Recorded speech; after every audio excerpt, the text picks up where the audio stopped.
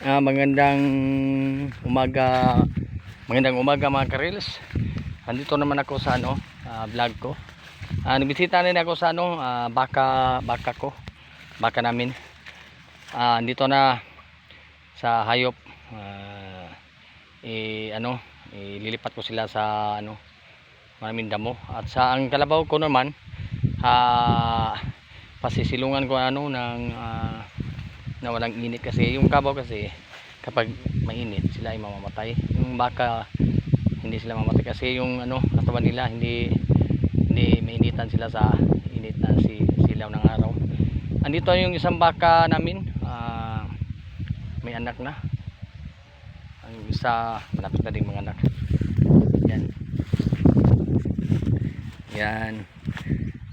Yan ang anak niya.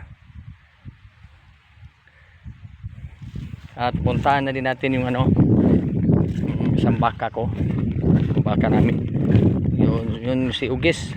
Yung kanina na may anak, ang pangalan nun si Lita, juniora po ng ina ko. Yung ina ko kasi ang pangalan is Lita.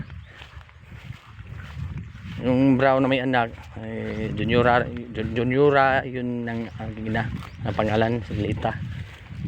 At dito na si Ugis, ito nakahiga, tinamad sa pagkain niya ng ubod ng saging. Tayo Ugis, tayo.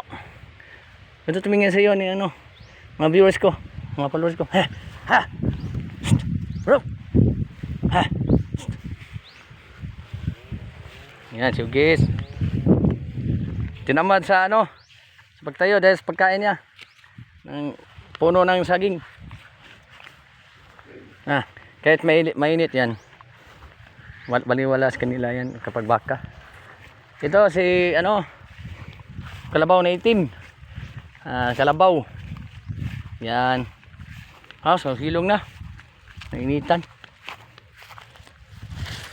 At kailangan natin sasabunin ito, matatanggalin kasi baka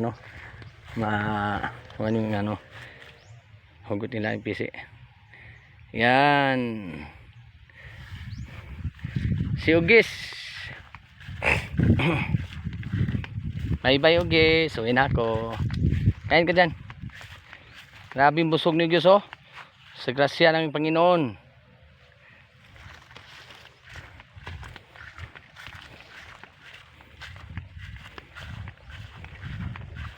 Ito malaki-laki rin pastulan ko sa kanila. Yan ang lupain, dapat doon banda ron at doon sa baba pasulanan nila.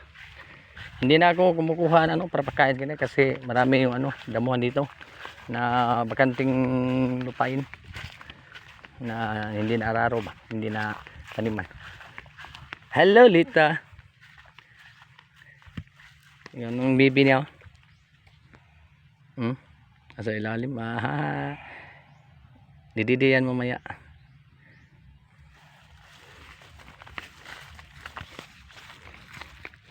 Bye mga karis, mga kabro. Next video naman.